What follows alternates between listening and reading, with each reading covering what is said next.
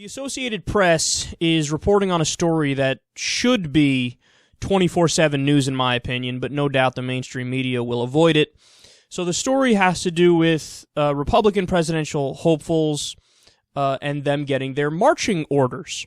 So they say the following, quote, "Worried about Republican on Republican violence, top party donors are taking action, with one firing off a letter calling for more civility and another seeking to block Donald Trump from the debate stage altogether. Foster Freeze, a Wyoming-based investor and one of the party's top 20 donors in the last presidential contest, issued a letter to 16 White House prospects and the RNC late last week, calling for candidates to stay on the civility reservation, as he called it. He said, our candidates will benefit if they all submit to Ronald Reagan's 11th commandment, thou shalt not speak ill of a fellow Republican. Freeze cites the backing of a casino magnate, Sheldon Adelson, there's that name again, and the Chicago Cubs co-owner Todd Ricketts. If they drift off the civility reservation, let's all immediately communicate that to them. The call for calm comes as the sprawling Republican field shows signs it could tip into a bare-knuckles struggle for the nomination, a scenario that party elite donors see as a distressing echo of 4 years earlier." Okay, so here's why this story is so incredibly important. There is zero interpretation needed. We know that the Republican Party is getting direct orders from their donors, from their billionaires. See, when we talk about the issue of money in politics, it's clear to the overwhelming majority of Americans what's going on. But there are some people who look at money in politics and they hit you with the, well, just because they donate to the campaigns doesn't mean that they're doing favors for them. It could be that these rich people and these corporations and these lobbyists, just like the positions of these politicians on different issues, which is why they're donating to them. And even if they end up doing things that are in their favor, it's not necessarily because of the money. There's a level of interpretation that goes into this. That's what we hear from some people. There's some very naive people who, almost bend over backwards to not see connections when they're clearly there. But again, some people say it. Well, now there's no interpretation. It's a letter written to all of the Republican candidates who are running, telling them, hey, here's what we're ordering you to do. And remember, you get all of your money from us. You need us. So here are your orders. Stop fighting with each other. Stop fighting with each other and focus on tearing down the Democrats. That's what we, your bosses, are telling you to do. Now you must obey. So, it should be somebody pound the gavel.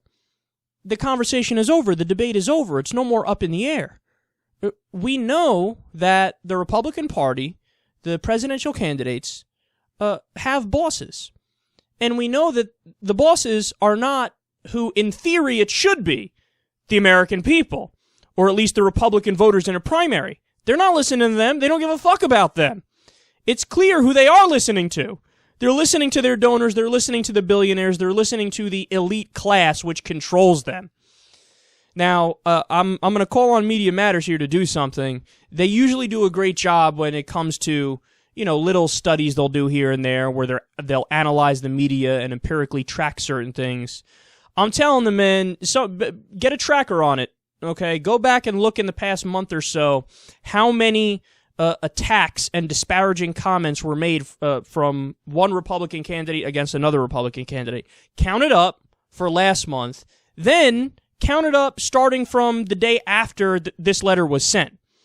And see, let's look empirically and see if this is the case. That beforehand they were attacking each other and they got out of hand, and then after they got their marching orders from their donor class, they said, okay, we got to listen to them. They're the ones that give us the money. We got to suck up to them to get more money, so let's not attack each other.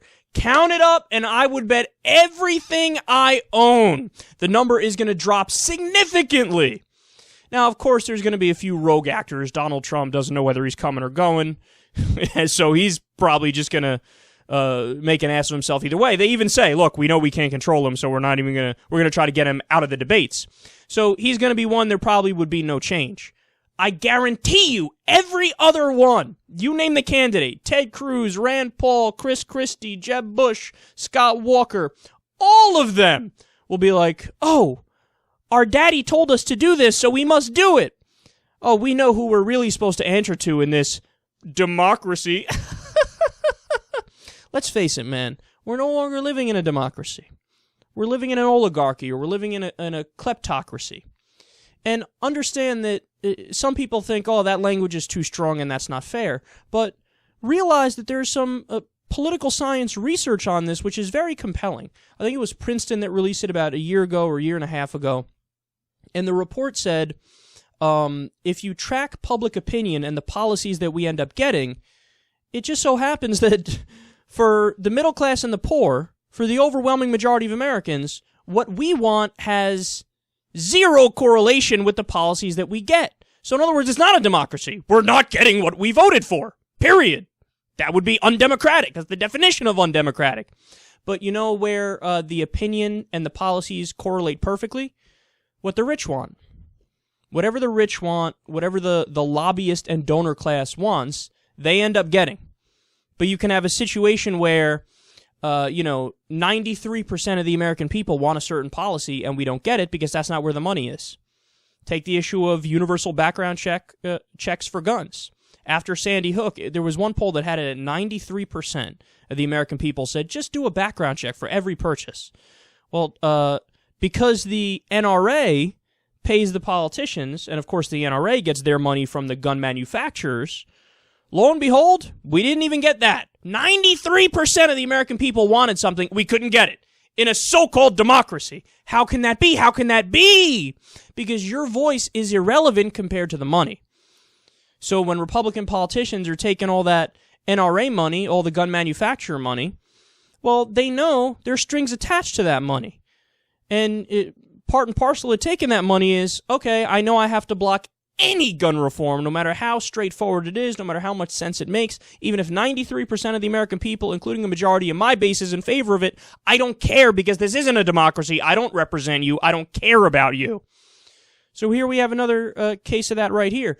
By the way, let's do another experiment. You go ahead. If you're a Republican primary voter, you go ahead. You write a letter to all the Republican candidates asking them to do one thing or another thing that you're in favor of. Let's see if anybody even reads it. Never mind, soaks in the information, responds, and then implements what the people say. They don't care about Dave in Arkansas. They're not interested in you. They don't care about John in Kentucky or Steve in Wyoming. If you write them a letter, they'll laugh and throw it out. They won't even look at it. They won't even look at it. But when it's the people who give them the money, when it's the donor class, like, oh, yes, sir, what would you like us to do? That's not a democracy. It's perfectly clear.